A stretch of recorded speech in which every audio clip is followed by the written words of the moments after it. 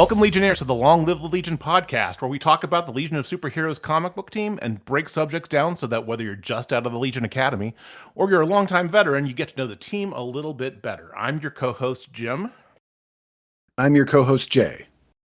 And welcome to episode number 16. And this week, we're going to start out a little bit differently because our mission monitor board's been going a little bit crazy because of the episode that we had last week. So, as if you're a loyal listener, you know that we had our crossover episode with the Men of Steel podcast, where we had a special guest talk about the Legion Foundation in the name of Chris Batista. So, again, we want to really thank Case and J Mike for setting up this whole thing, and then of course Chris for his showing up and having so much to say. It was a long but rewarding process, I would say. Wouldn't you say, Jay? Oh, definitely. I mean, it was the longest. I'm trying to think if I've had a longer conversation about comic books ever in my life, and I don't think I have. And so we could have probably gone, like, if we weren't starting to run on fumes and just losing energy by the end, I could have kept asking Chris questions for another couple of hours. Like, he was just, it was a lot of inside baseball. It was a lot of behind the scenes. We learned a ton. So fascinating. And it's always great to know that, the people that you whose work you really enjoy, when you actually get to meet them, even if it's just virtually, and they're better than you thought they were going to be. Like, Chris was so nice and so generous and so giving of his time. And his artwork is, I don't think we talk about him enough when we talk about great Legion artists. I mean, he really saved that book. Absolutely. And, and just is knocking it out of the park. So I would recommend anybody, like, check out what he's doing right now. Keep an eye on him, follow him on, I think he's on LinkedIn. I think that was the link we gave. Just such a talented creator, such a great guy, such a pleasure to be part of this. And I just want to echo what you said as well. Like, Case and J Mike were so nice, so generous, really helped us out. And if you are not listening to, and I'll just call out two of them, the Man of Steel podcast, if you're not listening to it, it's one of my favorites. Even if I'm not as big of a Superman guy as everybody involved in that podcast. And the other one I was going to say, Case does another podcast called Another Pass, which I've been really enjoying as well. I check that out too. And we're not just saying that because we're all part of the Certain POV podcast network, but just because I think they're just so genuinely good. Yeah, I mean, Another Pass is one of those podcasts where I'm always talking back in the car when I'm listening to them. Usually because I'm agreeing with what they're saying. Oh, I had the exact opposite. I just finished, I don't know if I want to admit this. I just finished the entire 2.5 hours on Starship Troopers. And I'll just say, like, I hated that movie. And as they're talking, and I love hearing different people's opinions because it makes me rethink my take on something. And they all love this movie, and I'm just like, oh, but it's still engaging enough to keep me listening, even as I'm, yelling to nothing. Like, no, it was a bad movie.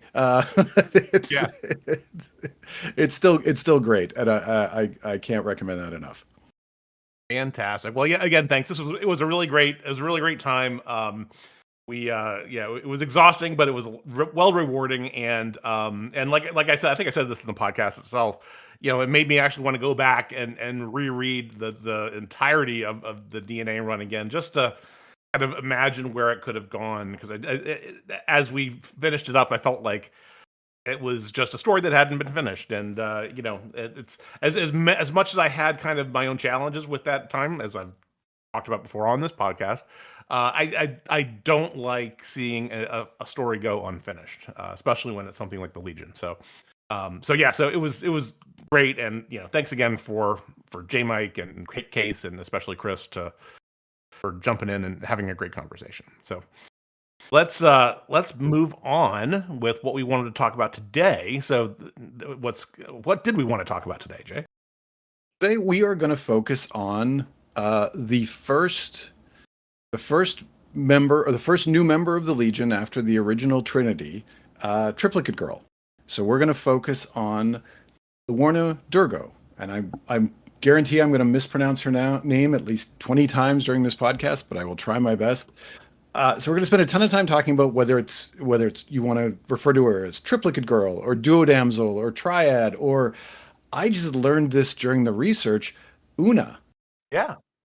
And I was like, huh? Because I'd never read those stories. So where should we start? Should we start with her background? Did you want to give us a little sense of who Triplicate Girl or Triad is? Sure. Well, let's do this. So let's do a real quick sketch of who she is, and then we've had a couple of people email into us specifically about Luornu. So yeah, let's do a real quick outline of kind of who she is, what it is that she does, and then we'll talk about some of the folks that emailed in and what they wanted to say about Triplicate Girl, Duo Damsel, multiple maid, whatever we want to talk about or call her, right? So like you mentioned, Luornu is canonically the first person to join the Legion after the initial three of the Trinity of the founders, and whereas her background is a little bit different depending on which version of the Legion we go with. In all cases, she is the fourth member, and in all cases, she is a character who can triplicate. So she's one body, I'd say most of the time, but then when she needs to or when she wills it, she can triplicate. So she springs into three bodies, and then how that is handled again, also a little bit changes from reboot to reboot, but effectively that's what she is. And the planet that she comes from is called Karg with two G's, which is kind of interesting. Which you'd think a triplicator would come from a Karg with three G's at the end of the name. But that's mostly what we have that's kind of consistent across the different timelines. Now, like what we talked about last time with the Computo episode, so this is episode, I guess, 15, the way that we're numbering, not counting the special crossover. One of those bodies in the Silver Age was killed by Computo, so she was Triplicate Girl, then became Duo Damsel, and she stayed that way for a good chunk of time. Then over time, then we had some situations arise, and actually one other body died. She became, like you were mentioning, Una. Then that body came back. So she became Duo Damsel again, I guess. Then it gets really kind of weird at this point because lots of different realities start to intersect. When we get to the reboot, the post 0 hour time frame, she comes back, and this time she's called Triad. So it's a little bit more of an updated name. The name comes from the SW6 batch of Legionnaires, which was published during the 5 years later time period. And then again, once we get past that, she's back again to Triplicate Girl in the 3 boot, and then she ends up, I guess, getting to another character where she can multiply herself however many times that she wants.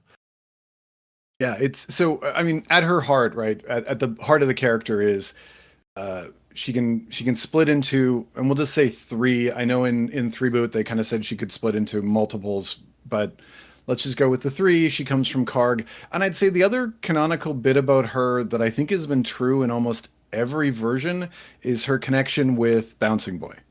Yes, like that's the one. It's kind of funny how that's maybe the only relationship that for her, yeah. I mean, the 3 boot gets a little bit weird, and in Bendis, I don't think they kind of really go there too much. But because Bendis didn't really focus on any of the supporting characters, so it's that's not really a surprise. But yeah, I mean, like it kind of, I mean, I'm even thinking like animated series, they're still putting those two together, and like it's just sort of it's one of those like Legion relationships that they just don't seem to want to mess around with, or they don't play with. So I'd say that's kind of canon as well. Okay, so let's get to the emails, because we'd asked everybody in the last episode to let us know what you thought about Triplicate Girl and why you're a fan, and so please let's hear some opinions. So first we have Todd Ramsey, who emails us. He says, "Hey folks, wanted to drop my thoughts about Lu's powers. We aren't ever given the exact mechanism of her powers, but at least in the reboot, there was a psychic link between her bodies, and we actually talked about that last episode. This leads me to believe her duplication is ultimately psionic in nature, and that Lu has some of the greatest potential of her people, and that her duplicates can operate fully independently or in conjunction. There are several inconsistencies across the multiverse where Lu has manifested multiple bodies. First is Adventure 368, which is after Computo killed her first body in Adventure 340. Thora boosts Lu's power, and she creates numerous bodies. And I think that was a temporary thing. The second instance is the Amalgam universe, where multiple maid / Myriad is able to create multiple bodies. Third is 3-boot Luornu, who had a planet full of bodies. Then we had Lu rename herself Duplicate Damsel during the Legion of Three Worlds. Here she exhibits the ability to link the bodies to even finish a sentence. She notes that after her duplicate died in the past, she suddenly gained the ability to manifest multiple bodies, but I don't think it was a new ability. And when he says the past, he's talking about the events that occur in the Lightning Legion, the Lightning Saga. But the final piece is SW6 Lu, who was Duo Damsel originally, because remember, these were clones of the original, quote unquote, Legionnaires when they were younger. But then she decides to create the third body and is successful. It just hadn't occurred to them on issue number 41 of Legion of Superheroes V4. The SW6 are the Legion of Adventure 353, so she had the power all along. She just didn't think she could do it. Todd has a lot in here, and it's all pretty much on target here. A lot of stuff going on. I mean, I think the issue with the SW6 version of Luornu was just more of a kind of a MacGuffin or whatever you want to call it, so that the beer bombs could use a full-on Triplicate Girl Triad character in the Legionnaire's book, honestly. But we'll talk about a lot of these other scenarios here as the episode goes on. All right, and then the second email. Yeah, and then we have from alt.timmy. He says, you asked about people's connection to Triplicate Girl, Triad, Damsel Girl. This is mine. The first stack of comics that came into my life included my first Legion comic, Superboy and the Legion number 206. So I learned right away that some Legionnaires had died, which put a hook in me. The stack also contained issue number 216, which included a backup story featuring Bouncing Boy and Duo Damsel. In that story, I learned that some Legionnaires had retired in a not dead way, which set the hook. I enjoyed that story and later discovered that Luornu was technically the third dead Legionnaire I met that day. It made me appreciate her more, and I'd always smile when I'd see her and Chuck going forward, which was maybe once a year before they became teachers at the academy. That Luornu has been a big part of the group in every reboot and made the short list of featured members in the cartoon is a testament to the love the creators have for the character. A love I share, even if I did call her Lonely Lass for many years after LSH number 50. So that was great email to me. Thank you. I agree. And then to your point earlier, Jay, you're talking about the whole Chuck and Luornu coupleness, right? This is something that's kind of foundational to people's perceptions of the character, I think. Yeah, I agree. So I think that's one of those relationships that I think people have I think foundation's a great word. It's part of the Legion, and I don't think they can play with it, which I kind of find interesting because, it was sort of pointed out in the emails is, for a lot of the Legion, she's gone. Like, and especially for like some of the highest heights of the Legion, like she's not there, right? They're not participating at all, but yet she still, she still keeps getting used. She still keeps coming back.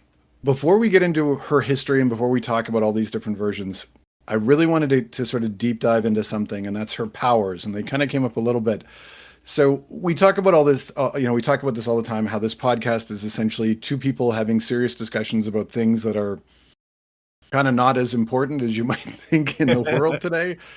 This is where we're going to go. So if you think we haven't geeked out before, I'm about to take us down the geek garden path. Of all the Legionnaires, Triplicate Girl is the person whose powers make the least sense to me when I sit there and think about what she can do. Because there's so many moments where it just makes no sense. And so let me go on this little bit of a rant, and then I want to hear what you think. like with everybody else, you go like, okay, he's got the power of the sun, or he can make things heavy, or she can, she can create shadows or whatever. And in the case of Triplicate Girl, all I keep thinking is, so if she's in one costume when she's one, and she splits and she has three different costumes, where do those costumes go? And the same, and I mentioned this, I think, when I was doing the reread of the reboot, when they show her as a baby in her origin story, and we'll talk about that a little bit later, she's hooked up to all of this medical equipment as one, and then she splits into three and she copies all three sets of equipment. So she's essentially not just creating herself, she's creating clothing. I believe in the earliest versions, she was creating new flight rings as well. Like they did talk about this in 3 Boot, where Brainiac 5 had to create 3 different rings for her. Mm-hmm. But there's so much of this where I sit there and I go, how does this work? Like this doesn't, and I know we're talking about a comic book, and I know to just say like this doesn't make sense. Well, it doesn't, I mean, none of it really, but it's the one that breaks my brain the most whenever I start thinking about it, which maybe is why which is why I like her so much as a character, because it's one that I actually have to think about and go, what's this? Is that I sit there and I go like, how does any of this work? Thoughts? Am I crazy? Well, yes, you're crazy. Thank you. I mean, So, I knew that, but well, I guess my point is, I think that you have Triplicate Girl is a character that you have to turn your brain off about, just for those kind of things, right? And this is something that I was thinking about uh, earlier today, yesterday, that I think, and again, please, somebody can call in or email in and correct me if I'm wrong. But I think Luornu Durgo may be the first female superhero that has this particular kind of power of replication, of self-replication. Of course, in this case, it's only either 3 or 2, depending on how you do it. But of course, if you don't have Triplicate Girl, you don't have Duplicate, who is the character in Invincible, right? So, and that character makes even less sense, right? So it's just one of those things where I think you have to just kind of roll with it when you start seeing things like this happening, or and if you want to dig in some kind of a weird headcanon, something that I was thinking when you were talking there was, okay, well, maybe UP technology is set so that when they have Cargites hooked up to them, the equipment can do what it's doing, right? So I don't know. Like I said, I'm just kind of blue skying with that kind of thing, but. oh no, exactly. And I think you're right. I think it is one of those where you have to shut your brain off and not think about it a bit. But unfortunately, like especially if I'm not deep into the story, then my brain will go off onto these weird tangents. Oh, for But sure. but all I kept thinking is like, so she could potentially just grab money and then copy it and just make herself richer, and like how far does this go, right? Like what can she do? What is the limits of her powers? And then uh and then the other one that I always get caught with is she just a regular human being with regular human being powers, or when she triplicates, does she become stronger? Because again, like some comics have shown her like she's doing things that like no regular person would do. Or the one thing that got me and was it was the very first storyline in the Legion when they're fighting Ra's al Ghul, and she's the one who defeats him at the end. Now I guess he's in a weakened state and he's fought a bunch of Legionnaires, but like she's still just a regular person, right? Or am I misreading this?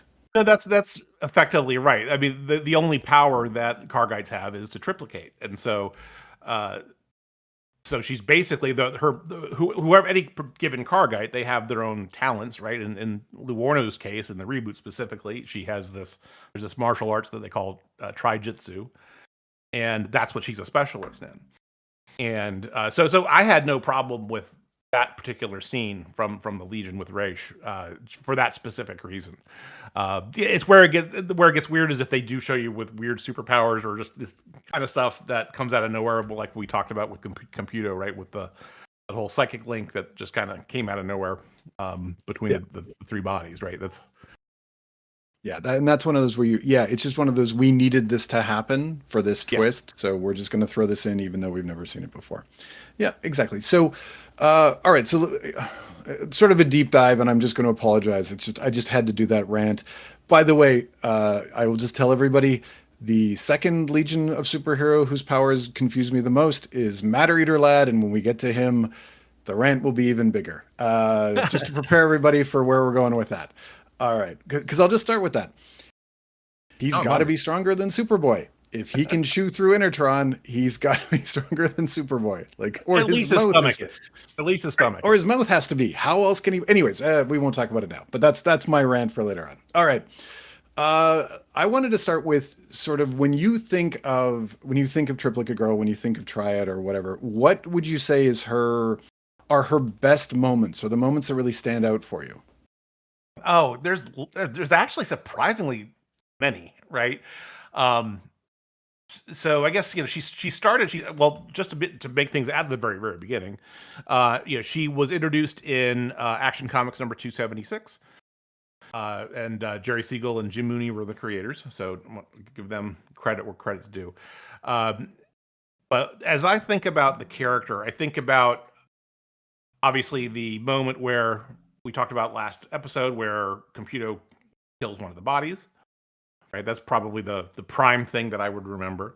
The next thing I remember, it's not necessarily a single moment, although I think it culminates in the issue of where the Legion goes to Smallville with Superboy to confront Mordru. That's kind of where uh, Luornu had been harboring this crush on Superboy for many years, issue wise, and that moment was, or that experience was kind of what got her out of that. And then, of course, you lead to the relationship that blossomed with Bouncing Boy, and then, of course, they get married. So that's obviously the other next big event.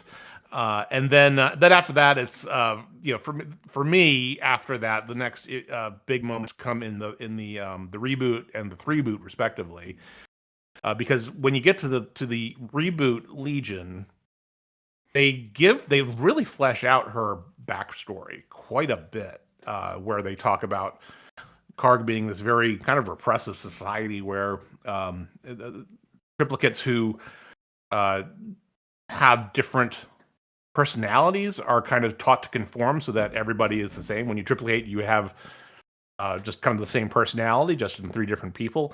With Luornu, she is somebody who has a shy side, a kind of a fiery side, and then kind of the neutral, kind of in the middle there. And so that was always kind of an interesting moment uh, from the perspective of something new for the character. And then, of course, there's the kind of the epic and I don't know, almost a very defining story of issue 3 of the three boot that focuses on Luornu, where she's a planet of herself, like was mentioned in the email earlier. She wakes up and we learn that their ability to triplicate comes from the fact that they had predators on the world, and so the triplication came as a defense mechanism to be able to fight. But then she starts triplicating out of the triplicates, so it's like kind of this multiplicity scenario, and soon there's an entire planet of Luornus, and then one of them goes to join the Legion, and so those are the kind of the things that pop into my head as when I think of the character. How about you? Yeah, so for me, I'm going to kind of reference how one of our emails had said like this is where I first experienced the character and how finding out the characters had died. I remember, and I've referenced the first Legion annual, the one where they fight Computo when he comes back, and then we get the new Invisible Kid. And there's I think maybe like 3 panels. They hear Computo's taken over the Legion, and you've got Bouncing Boy and you've got Duo Damsel, and then they're like, let's go help. And she says, yeah, I can't do that. Like, he killed one of me. I can't face him again. And they just go back home. And it's literally 3 panels, like maybe not even 3 panels. It's this tiny, tiny part of the annual. And that was the first time I really kind of saw who they were, because, again, they weren't appearing very much in the Bronze Age. And I was immediately like, okay, who's this? Like, what's going on? And so every time they'd show up, I would pay attention, because here are these two characters that obviously had this fascinating backstory. Who are they? But for me, as I would go back and I'd read, especially like the OG Legion, as I like to call it, you know, they're in so few and far between that there's not really much there. So whenever I think of Triplicate Girl, I actually just go to Triad and I think of the reboot Legion. Like, to me, that run is where she is her best. Like, they do so much. And you mentioned the whole thing about Karg and the multiple personalities being different, and everything with that character. I think you could make the argument that she might be the best written original Legionnaire of that entire Wade McCraw Pyre run. Like, Mhm. they just handle her better than almost anybody else. I think because they kind of had more to play with, like, because there wasn't much in continuity about her, they could really push it. And those are the stories that really stand out to me. Like you mentioned, like both issues in that and Three Boot, where they talk about her origins. Those are the ones that really stand out because it shows who she was. And then having her as RJ Brand's assistant, I thought was a great touch. Just little things they did worked really, really well. I mean, I completely agree. I mean, they have this whole thing. In fact, while you were saying that, I just thought that the reboot and the three boot, for that matter, Origins, are kind of sad, right? They You have are. this scenario where her parent, her mother is basically an alcoholic and has her own problems, and which I think stem from the society that she's in, and that the father walks out, so she's left with her grandmother, uh, who was just like her. Grandmother dies early, or dies, I guess she just dies. But while Luornu is still quite young, and then Luornu herself goes into an asylum and escapes, only to break into R.J. Brand's ship, and that's how they kind of come to be. And so yeah, that whole story, which by the way, is told as part of the White Triangle storyline, which is all about tolerance and or the lack thereof. Uh, Made it just a kind of a really, I mean, it's one of those unforgettable moments from that era of the Legion. And it's one of the reasons why I like that so much. It gave that time frame so much, that first year.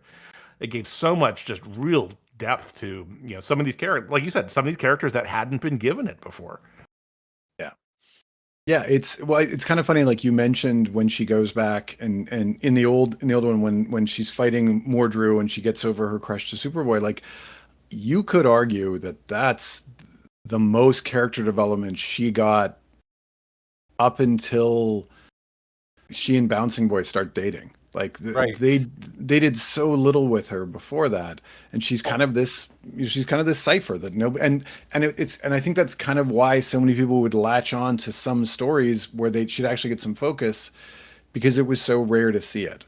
Oh, Um, exactly. And then, well, not only does she not get a whole lot before, but then they have the wedding, and then Legion Charter states if you're married, Legionnaire, you got to leave. So they basically just immediately take her right back off the board again. But the nice thing is, you did have writers that go back and check in.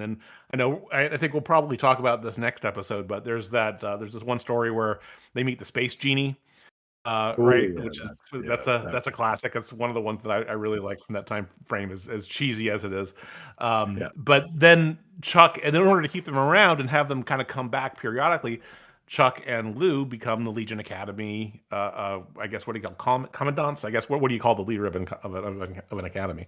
The Um, deans. the deans, the headmasters. I don't know, but yeah, but so that was kind of a neat little evolution to the character, so that they could just kind of be adjacent to the Legion and pull them in when they needed to, but they were never really part of the main action for the most part. Yeah, and I think it was kind of a shame that they didn't bring them back at some point in the Bronze Age and just say, hey, let's I mean,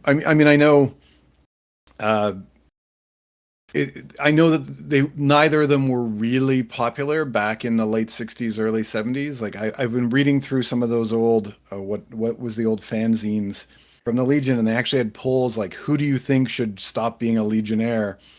And Duo Damsel was, like, I think the second choice of, like, we want her out. Wow. So Yeah, so there was a bunch of there was a bunch of genuine fans who were just like, we don't want her on this team anymore. And I think they were trying to, like trying to make her more popular. But I think the writers at the time, I'm just going to put all this on Cary Bates without actually any evidence that he did this, but he was the main writer at the time. You could tell that he wanted to get rid of some of what he considered the lower powered members, which is why you see Invisible Kid die, and which is why Duo Damsel and Bouncing Boy leave, and he wanted more powerful team members. And I think, and it's one of those where I kind of wonder if it's just that, it's that absence makes the heart grow fonder cliche, right? Where the more they were gone, the more people wanted to see them, and the more people were like, yeah, let's bring them back. Because yeah, you mentioned the genie thing. I think of when we talked about the Reflecto saga, and they show up for no reason, just to be Yeah, part of the right. whole thing, and they're treated like they're regular Legionnaires. But it was just that nice, like, hey, yeah, they're here, and who cares if it doesn't make any sense? Let's be honest. Like, she's always had a great costume. Like, I mean, after I think it was Cockrum who got her in the orange and purple, and it's always been dramatic. And I think she's always stood out on a page. And I think she was just a nice character to add a little bit more vibrancy to the story. But again, like I don't think until reboot and then three boot as well. Like you could argue she might have been the best handled in three boot as well. Like they really gave her agency. Um, they made her a more interesting character there as well. Well, I only for I think for a small period of time, yes. I mean, so for her focus issue, they absolutely did. Not sure if she got a whole heck of a lot after that, because after that you'd see her around doing some stuff, but I just more remember her as Element Lad's boyfriend of all people. Um, because there was that weird thing where, that was also a sad origin story as well. She wakes up alone. She starts triplicating. They triplicate enough to kind of rebuild their society, and then the one goes to the Legion and kind of triplicates herself there, but doesn't do any more. And then the sad part of it is she comes back to rejoin her culture, and they don't want her to come back, which is that's very sad. Oh, by the But way, then I loved your Freudian slip there where you said she became Element Lad's boyfriend. Uh, okay. You're right. I did say that, didn't I? Uh, so oh we all boy. know the truth, no matter what they Yeah. do. So But yeah, but which I mean, is maybe. weird. Also, well, actually, let's just mention that real quick, right? Because Yeah. as part of that story, she triplicates and this is spoilers if you haven't read this particular story, and if you haven't, shame on you. She triplicates on behalf of Cosmic Boy to kind of find out what the team is thinking, and she goes on these dates with, respectively, Sunboy, Ultra Boy, and Element Lad, and none of them know that they're dating, and then they all come back to make out, and all the boys get a fun surprise. But anyway, and we also find out that Ultra Boy is a complete douchebag, but that's a whole other thing we'll talk about on his episode. Oh yeah, the horrors that is Ultra Boy in the '90s and 2000s. Yeah. Um, but it's kind of funny. Like even that issue, I would say, shows her shows her character so well. Even though I think a lot of people reacted badly to it, like how dare she do this? But then when you think about it, like she has three personalities. She has three different people, and I long. I long talked about this in my articles when I was doing reboot and three boot of like if you're going to write her as having three separate distinct personalities, it would make complete logical sense that she would date three different people. Oh yeah, no, for sure, And absolutely. right. And so to me, it was never like, oh, she's tricking them. I mean, she should have told them, obviously. She definitely should have told them that she was working for Cosmic Boy. But that was another one with Reboot. Like, there's another missed opportunity. She should have dated Cosmic Boy in that. I'll just go on a little rant on that. Oh, that'd be interesting. Yeah, okay. One other thing I loved about what they did with her, I just wanted to make sure we didn't gloss over this, was DNA put her on the bridge of Legion World as essentially running the show as the administrator.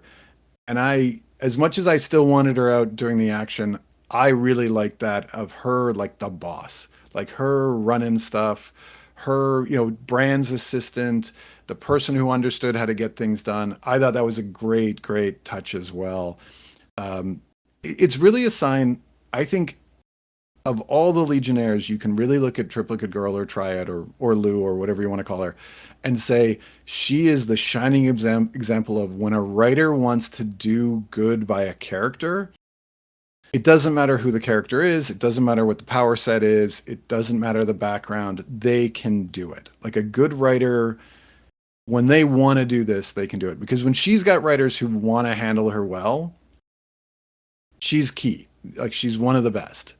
Yeah, no, I would generally agree with what you're saying there. Although from the DNA perspective, I do like that she was given kind of the boss role of Brand Industries. So because Brand goes missing after the events just prior to Legion Lost, and so she basically runs his business.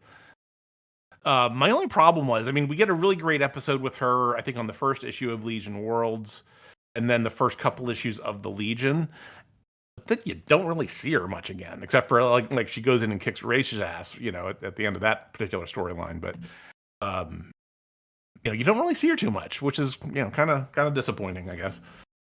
Well, I will say I mean, yeah, I think both you and I are kind of taking the DNA run.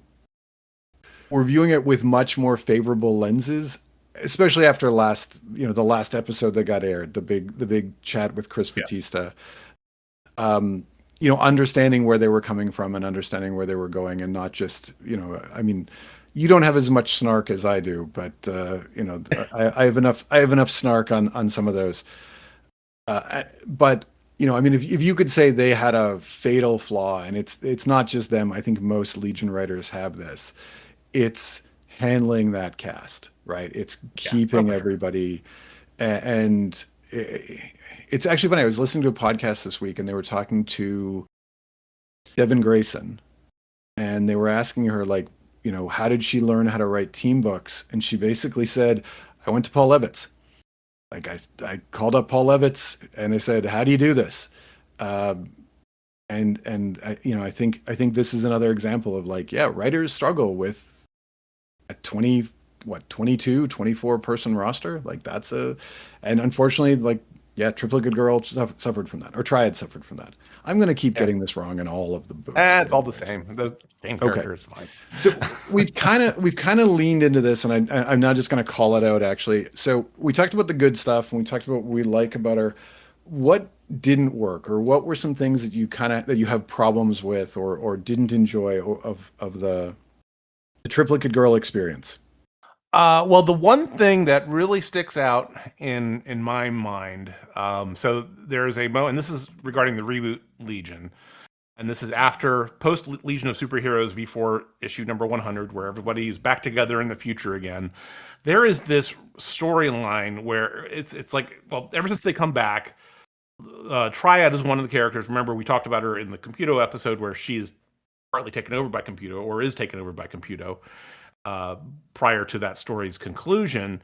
But she had come back to the 20th century as kind of a character swap, due to some time shenanigans, because she thought she'd be better helping that team get back to the future. Anyway, as part of that, she gets to know Pharaoh, the new Pharaoh lad from the reboot era, and Pharaoh comes to the future with them. And there's this whole thing where Triad is acting all sweet on him, not in a romantic way, but more in a pet way almost, which was a little bit kind of weird. And then the way the story goes, it's not a very good story, but the way the story goes, they get to this moment, push comes to shove, they triplicate, and the purple Triad basically says, "I can't stand you," and then and then Arrow gets his feelings all hurt, and he's like, well, if one of you doesn't like me, then all of you don't like me. And it's really bad characterization. And I just really did not like the story.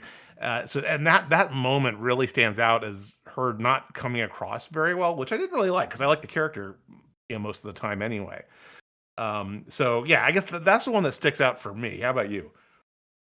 So for me, for that story, I just thought she was saying what everybody was thinking. Right, because, like, I mean, I didn't like Pharaoh from from the jump in Reboot. And so when she turns like, I don't really like you, I was like, cool. I got, but I get But in that exactly case, what though, you're right? saying. If she has this thing, why doesn't she tell him, or or why even have the pretense that she's treating him like a pet, which was again kind of gross. But anyway, It was just a weird, like, I mean, I think that was more a failure of they didn't know what to do with Pharaoh and they kept trying to make him sympathetic and it just never worked. Like I think they did the same thing when he had a crush on Inferno and it was I think they were trying to make him sympathetic and in every case you're just like this guy's just pathetic. Like can we and so then other characters had to change to react to her. So for me there's one storyline that really stands out and it's kind of ironic because I think for a lot of people it's her biggest moment and for me it hits very differently. Like when I first read the book, so I'm talking about volume 3 issue 50 where she joins the conspiracy team. They go and fight the time trapper to get revenge for Superboy dying, for him killing Superboy. And right, so I right. remember when I first read this, and this is back in like 1986, 87, I think. I remember reading it and going like, okay, cool. Like that's not a big deal. Um, but it hits differently as a married person. Because I was sitting there going like, okay, so here's a woman who's been married for a majority of her existence as a character. And they have always written her and Bouncing Boy as this, I don't want to say perfect couple, but this idyllically happy couple. Sure. And then the guy she had a crush on when she was 15 dies.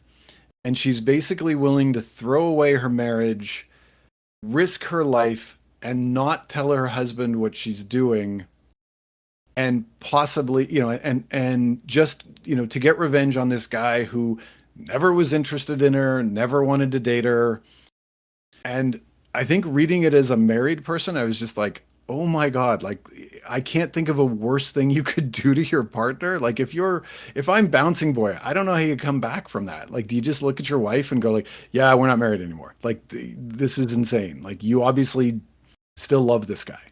Uh, That's a really good pull. I mean, and it's absolutely spot on. Like, especially, and it's even worse too, because when you think that Chuck is basically the everyman character, it really sucks. It really sucks. And not only that, as part of it, you one of her personas dies as a result of that mission, right? So it's a double whammy in some ways. Yeah, and it was horrible because in the case of like Saturn Girl joined but never because she's like, "Oh, I loved Superboy and I wanted to date him." It was like he was one of my best friends and I want revenge. And so you could kind of see why Lightning Lad wouldn't be angry about that. Mon-El, it makes sense, right? Yeah. Brainiac 5 it makes sense. But with Duo Damsel, like yeah, like it's just this knife to the heart of your husband. And like to me like and you can write it off as okay like she's schizophrenic or she's making these choices or blah blah blah but like I remember and again like when I was doing these when I was rereading this again as a married adult and I'm like yeah this is the end of your marriage like there's no way you're coming back from this Right. right like it's done and that's the one for me that really really stands out more than anything else. I mean, all the other ones that I could talk about, like she's not really the problem that I have with the story. Like I hate their marriage issue because she gets kidnapped and Bouncing Boy does nothing to save her. It's all Superboy. But that's not her doing anything bad. It's just it's a bad story.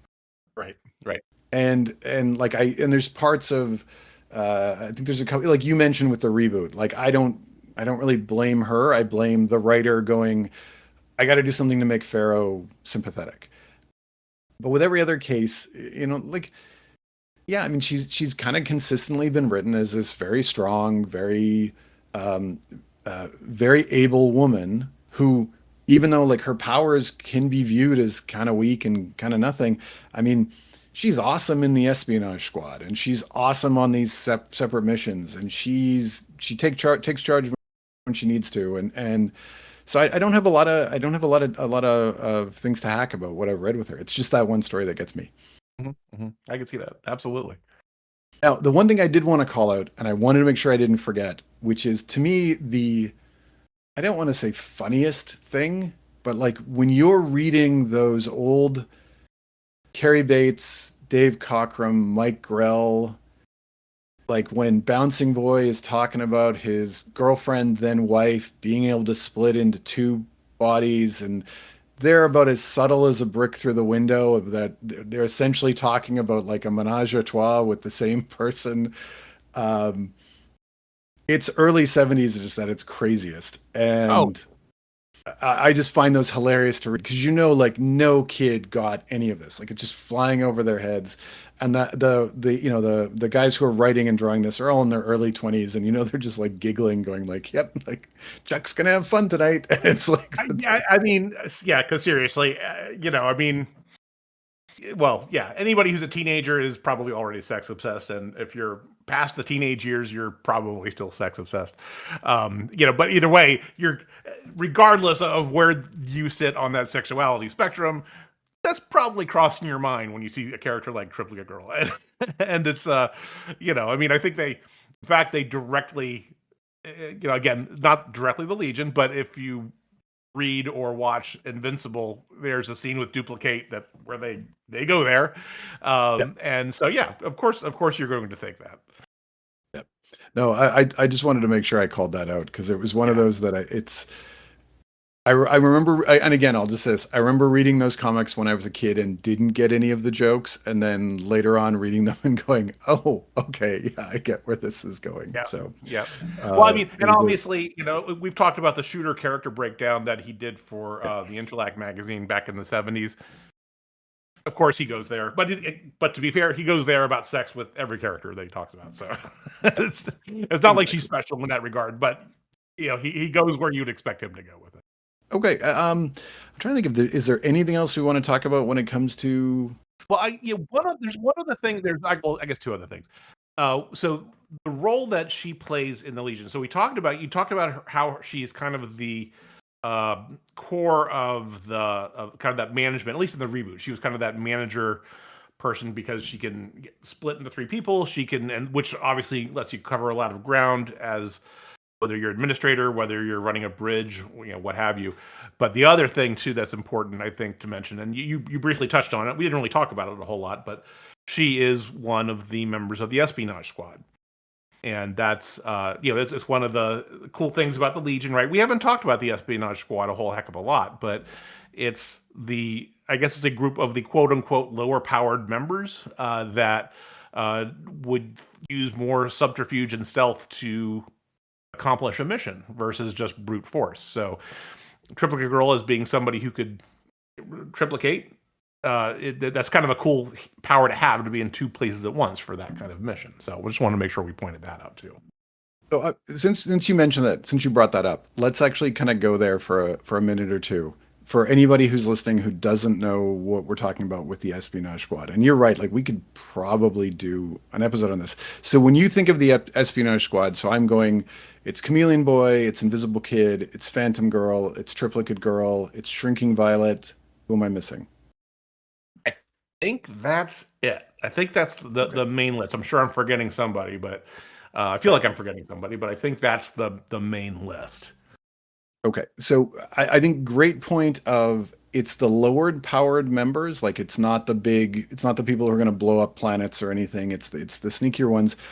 I always tended to think of they were the five, and when I say smartest, I know like Brainiac 5 is obviously the smartest of the Legionnaires.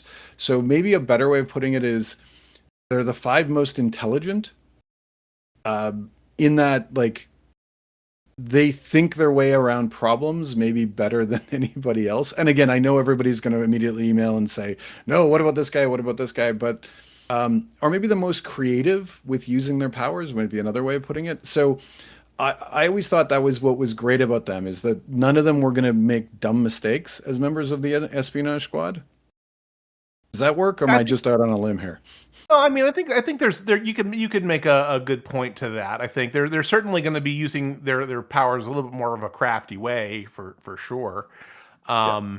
I'm also looking at a couple lists here while we're talking. I think some people are saying Shadowlass as one of the members for the original time Yep. frame. For whatever reason, Dawnstar and Karate Kid are also listed here as well. I guess. Well, Dawnstar, I guess, for tracking purposes, and then Karate Kid. I guess you're a ninja, right? So he could be Yep. considered a ninja in some way, shape, or form. Yep. Um, in the reboot, so pretty much same group, but we're also going to include Censor in that, which makes a lot of sense. Yep. And then retro boot, we are including. Looks like we're including Chameleon Girl. Uh, Again, making sense. Element Lad, for whatever reason, Matter Eater Lad, Quizlet, Starman, and Tellus. A lot of that doesn't really make any sense to me, but whatever. So, Yeah, because I but think yeah, of so like, yeah, which go ahead. five I'm can sorry. sneak into somewhere? Sorry, I was just going to say, yeah, which members can sneak into somewhere, get something, and then not get caught, right? And Right, right. I'm not putting Quizlet on that list because I think he would be Yeah, demanding exactly. attention and breaking things. Yeah, And he's I gonna don't make know a how mess. Dawnstar Exactly. sneaks anywhere, but Right, right. Yeah, with I the mean, wind, I guess she could be the person that tells you where to go to get yeah, something. yeah, But no, yeah, so I it's can see that role. But I also think it's funny in the reboot version you have Violet there who could also grow into this giant powerhouse. So that was that's a neat little kind of a double role that she could have there. yep, yeah, exactly. Okay, so that's good. And sorry, that was the first point. What was the other one that we wanted to talk about with her that you'd mentioned? No, I thought was the one mainly one for the espionage squad that I wanted to talk about. Okay, perfect. No, that's good. Oh, Yeah, I I know what mean, the question was. The other question is, yeah, how do you want? So obviously, we got this new Legion idea kind of happening at some level, coming into the fray at some near future, whatever that's going to be. How do you think they should use her moving forward?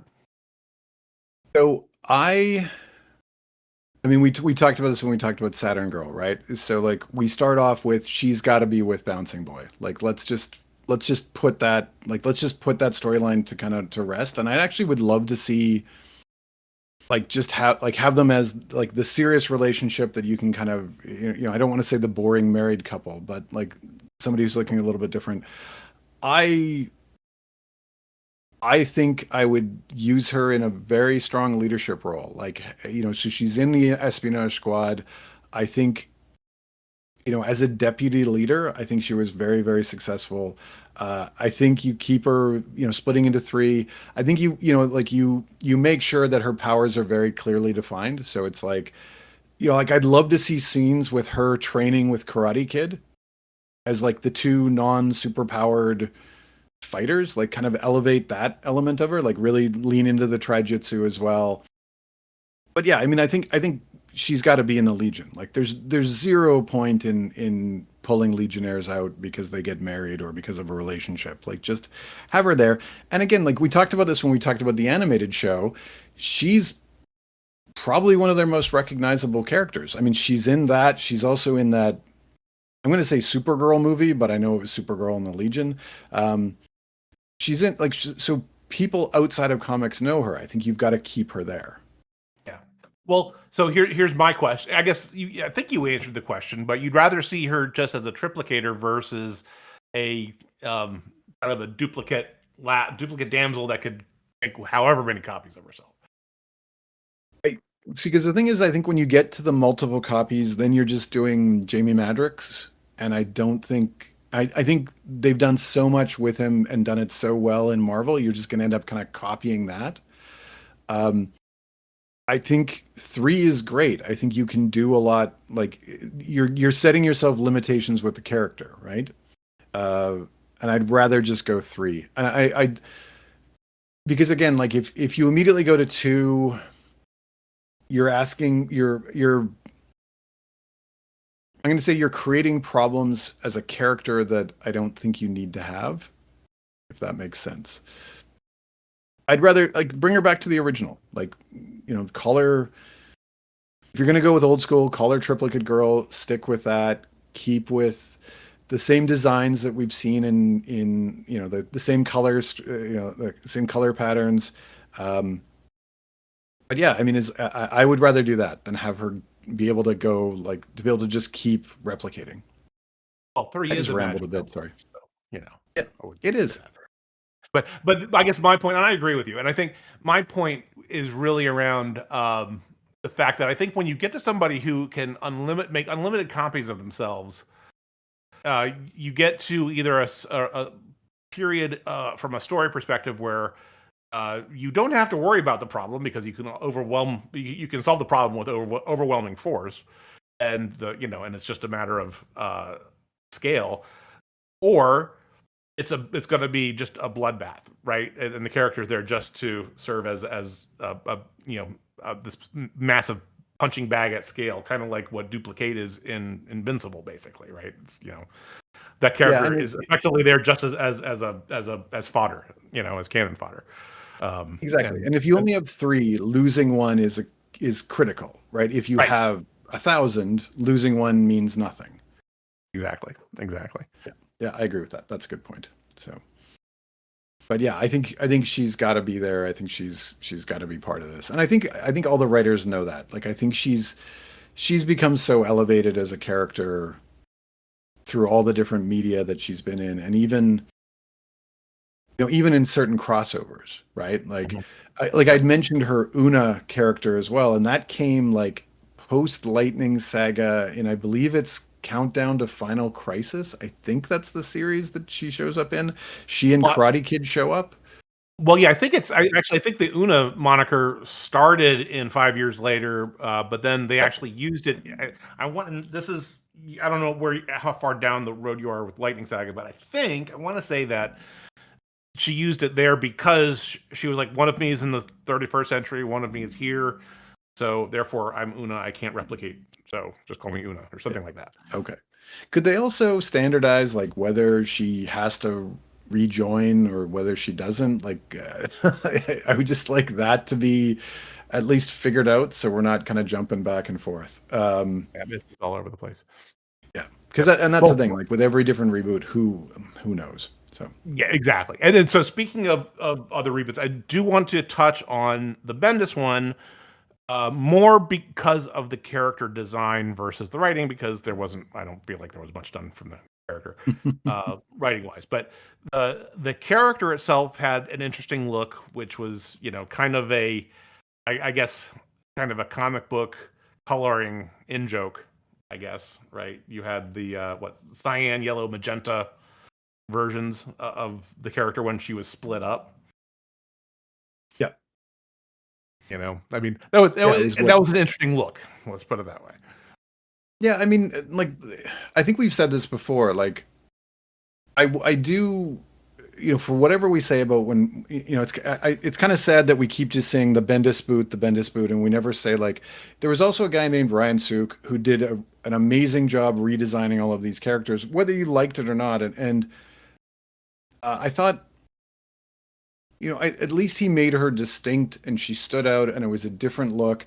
It's kind of like I remember the first with the animated series when she first showed up, and I was like, oh, that's a completely different take on the character. Like that's a new design, but it again, like it makes the character stand out on the page, which I'm always happy to see. Like you want to have these characters, you never want them blurring into the background, right? So I did like that, Right. even if it was the cyan, the yellow, the blue.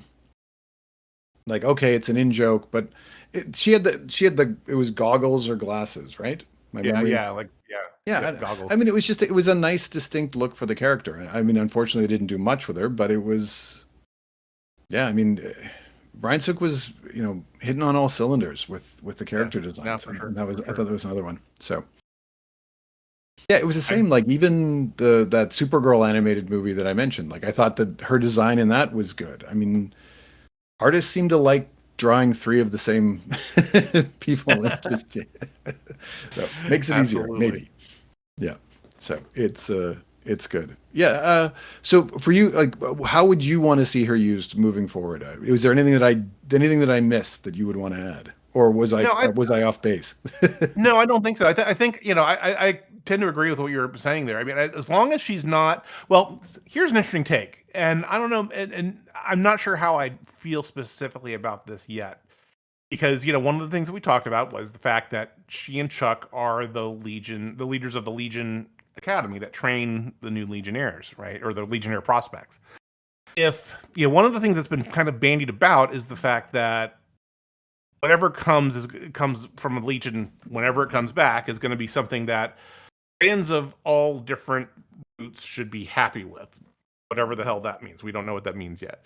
But one of the things that it kind of means, that to me, is that we might have a whole lot of characters that we have to deal with. So assuming we take all the OG characters between, folks that have been in the retro slash V3 version of the Legion, plus all the new characters from the reboot that were introduced, and then and I'm not sure if there may be a couple from the 3 boot and others. That's a lot of characters. It's a lot of characters, and so maybe there's going to be some aspect of a Legion hierarchy or an academy here, and so maybe she's going to be in charge of one of those layers. Who knows? But I mean, I would like to see that. Might be kind of cool to have her be an actual active member, but also have this other responsibility to handle some kind of a squad based on her seniority and experience.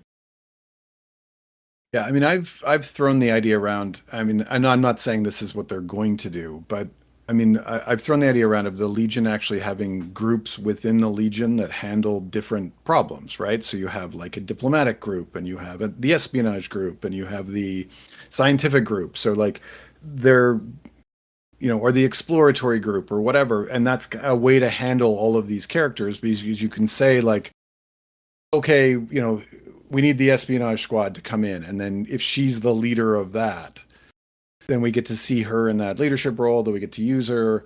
I would, I mean, whenever they talk about the reboot of the Legion, whenever I hear Legion Academy, I'm always like, please no, because that's kind of what Levitz did the third time he wrote the Legion, and nobody wants to read about Comet Queen. Like we want the people that we want to see. Like we want the heroes that, like, and nothing against Comet Queen. I'm not saying she's a bad character, but like, I'll say that.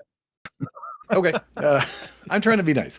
If I'm reading a Legion book, like I want to see Legionnaires. I don't want to see kids who are trying to become Legionnaires, unless that's like the third spin-off book, because the first 2 are selling so well that you're like, hey, we've got Legion of Superheroes, we've got Legionnaires, we're selling, well, let's just talk Fantasyland. We're selling 100,000 copies of each book. Let's do a Legion Academy book, and then we can do that. But I don't want to see that for a long time, right? Yeah, no, that's totally fair. That's totally fair. I mean, I think, gosh, what was I going to say from that perspective, right? I think, yeah, I mean, I agree, because I remember reading the Levitz Legion, I guess after once the story started after Legion of 3 Worlds, and I remember there's an issue where XS comes and Night Girl, who I guess is in this role of kind of being in charge of the academy, comes to XS and is like, hey, do you want to be in the academy? And XS is like, F you, I used to be a Legionnaire. so yeah, I do not want to see those kind of scenarios again. That's absolutely for sure. Yeah, and I think it's I mean, because like you say, if it's going to make fans of every version of the Legion happy, which, as you say, I have no clue how you do that, then you need to have all of these characters. So like for example, I want to see, and I'll just use her because you just mentioned her. I want to see XS on a mission with Chemical King if he's back to life. Like that's the kind of thing. Like I want to see all of these people integrated together, right? Because I think that's a more interesting story. Like how do they work off each other? Right. I want to see, Princess Projectra and Monstrous, or like something crazy like that. Like I want to see them go, like, let's bring all these people together, because that's what the fans would want to see. I don't want to see Lamprey and Nightwind and like, yeah, like, who cares about them? Yeah, like that, right. That's not, those aren't the characters those aren't the beloved characters, right? Like, give me, yeah, give me, Tyrock and I don't want her called Atom Girl, but like, like, Yeah, yeah. Well, it's like, um, well, um, it's like what we were kind of hinted at the inside the Infinitus saga that was in JSA, right, or whatever that yeah, was, whatever the uh, Justice League America was the at the time, or Justice League United, sorry, yeah, where you had all of those they were all mostly in the background because the main story was only really centered on a few specific Legionnaires, but you had everybody else in the background, and that promise is just like that would be really cool. We want to see that, but instead, they shifted lanes and we got what we got. So, yeah, yeah. but yeah, that was 10 years ago. So who knows? That's, I think, the worst part when you look back at all the Legion history of like how long ago some of this stuff was, and it's like, really, we haven't been able to solve this.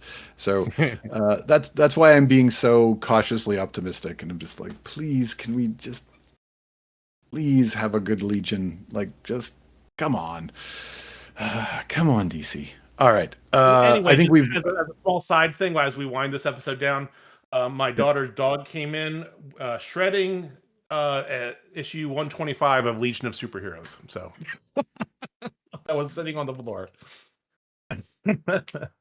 So that is a political statement of like none others, or That's a commentary on the quality of the issue. So, okay, well, I think if your dog is destroying comics, then we should probably wrap this up. So this is going to be one of our shortest episodes in a while. So I hope Get everybody's out. happy.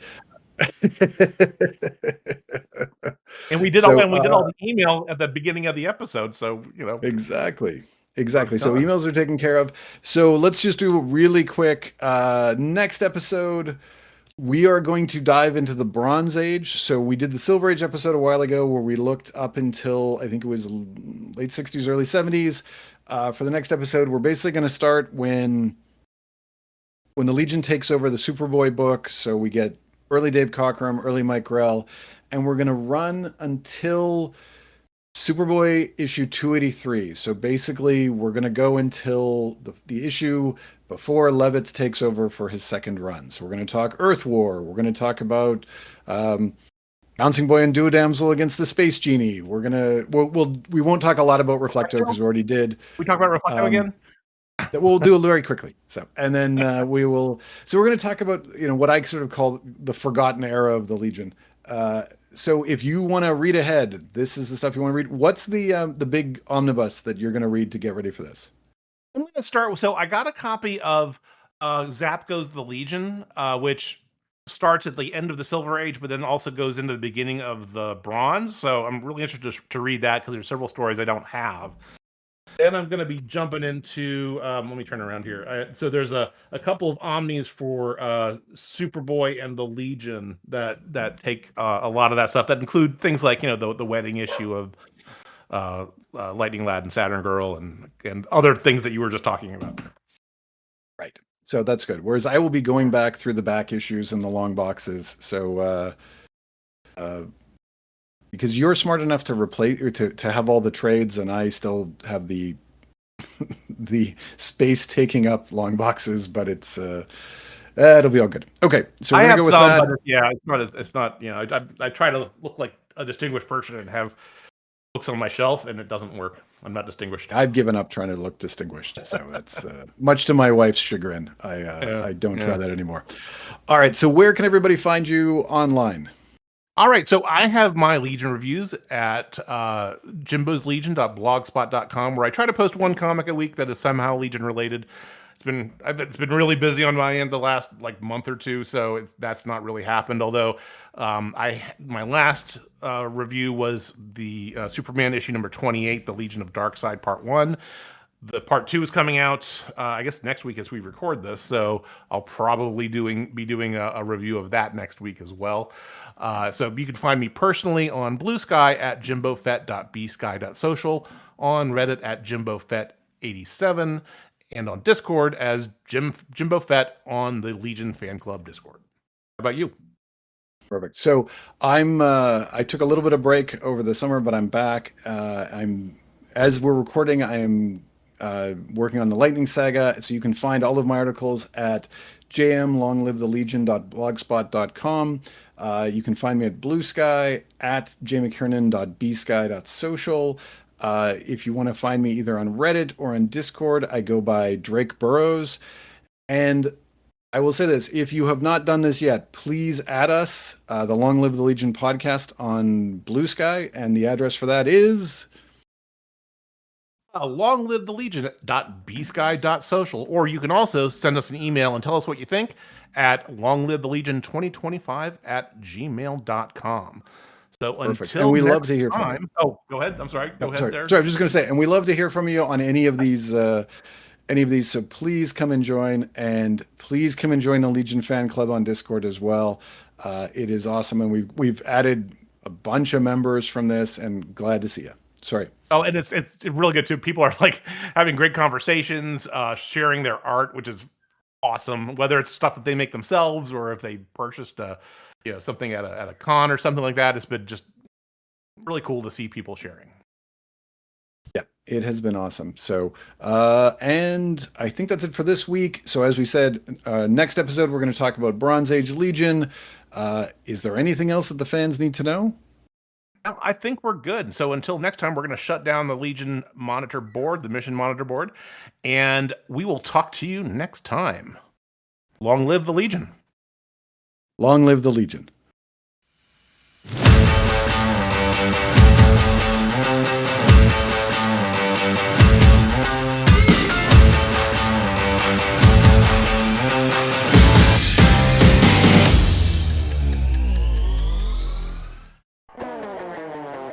All right, Josue, let's go through our new Comic Day stack. We have a lot to review. I know. Maybe we've gone too far. Well, let's see. Marvel, of course. DC. I got Image, Dark Horse, Black Mask, Boom, IDW. Aftershock, Vault, of course, Mad Cave, Oni, Valiant, Scout. Magma, Behemoth. Wow, that's a lot. Well, all we need now is a name for our show. We need a name for a show about reviewing comic books every week. Something clever, but not too clever. Like a pun? It's kind of cheesy. Yeah, it's something that seems funny at first, but we might regret later on as an impulsive decision a few dozen episodes in. Yeah, we'll think of something. Join Keith and Josue for We Have Issues, a weekly show reviewing almost every new comic released each week. Available on Geek Elite Media and wherever you listen to your podcasts. CPOV. CertainPOV.com.